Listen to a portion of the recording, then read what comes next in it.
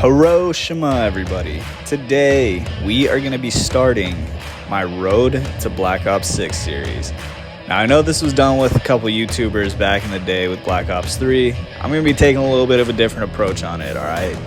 So, for this series, we are going to be covering every single Treyarch Zombies map from my perspective. We're all subject to our own opinions. This one's going to be mine. Again, don't take this too serious, just having fun. It's going to be a really casual overview of every single map. And from my perspective, growing up, playing it, all that fun stuff. We're going to be going over the good, the bad, the ugly, everything. And with that being said, let's get into the video.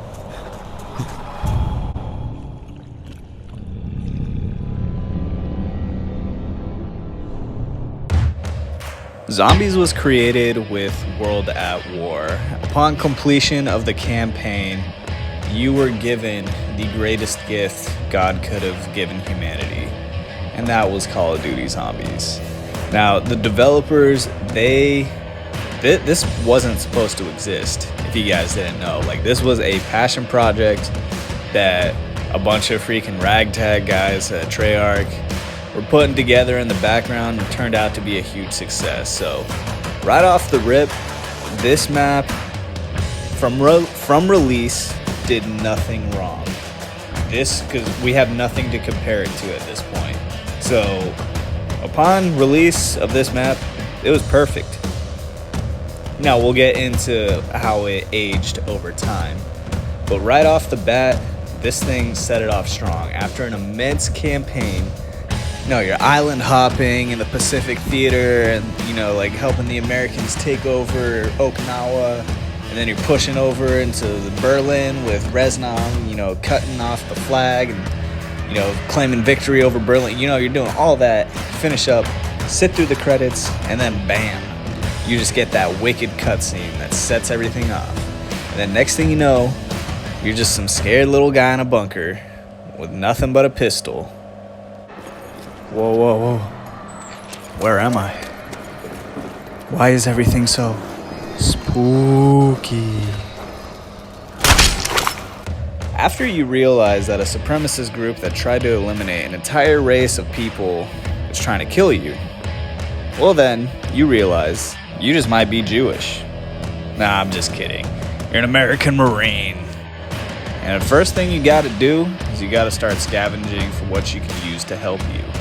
Now, this could be acquired from little chalk drawings on the wall, or go around, open up one of the doors, and you can find yourself the good old mystery box.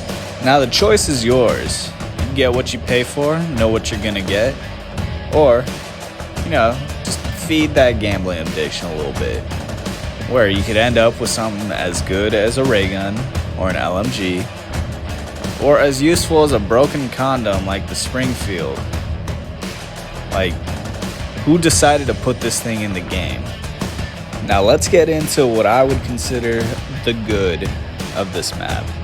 Now, since it is the first, there is very little to compare it to in the time that it was released. So, the good. I love the atmosphere. They did amazing on it. I don't know if they were purposefully going for a horror mode, but they nailed it on that part. Like the zombies slowly creeping out of the fog, like that, they aced that one. Next thing I love about it is just the isolation and the crew. Like, I love that the crew doesn't talk to themselves, which almost makes it more isolated than it would. And if you're by yourself, it's just you and the zombies. That's it. Another thing I love about it is the weapon selection. I'm just a big fan of World War II weapons, and it has such a gritty feel, that World at War engine, which again, at the time, there's nothing else to compare it to. That was the best that game had to offer in 2008. So everything about that, it made things perfect. Moving on to the bad. First and foremost, it takes so long to get past round 1. Dude, I've been waiting for 10 minutes. I can't find a single zombie. Where the hell are they? Bro, seriously, come on. Alright, there's one. Jeez. About fucking time.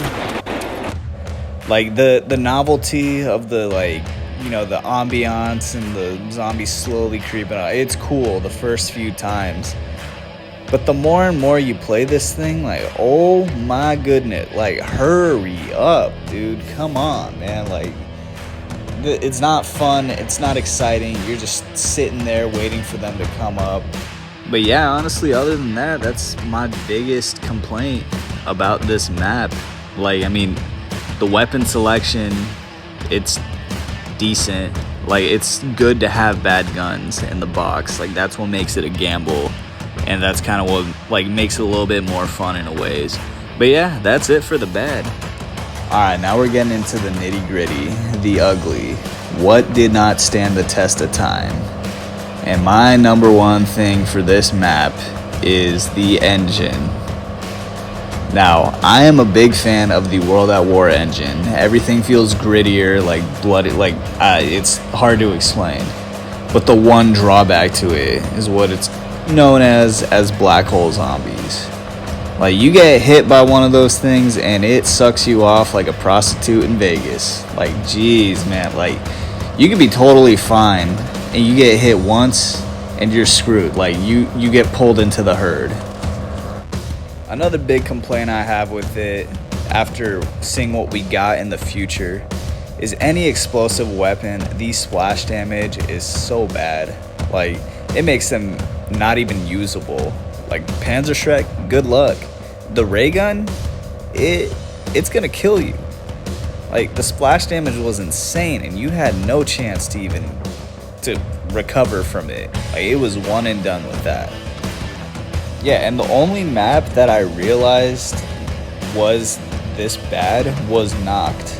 Like, the rest of them, like, the splash damage slowly got better and better to the point where it was, like, usable without Jug.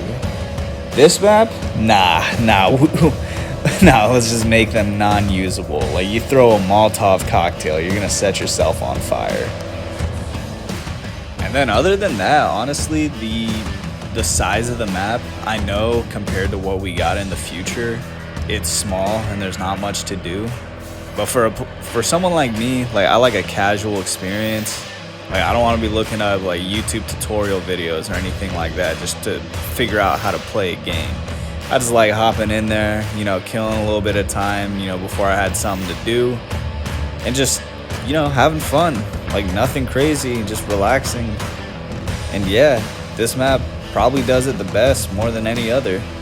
And for that, holds a little special place in my heart. Anyways, that is all I got to say about this map. I hope you all enjoyed the video. If you liked it, stay tuned for following episodes to come out in the near future.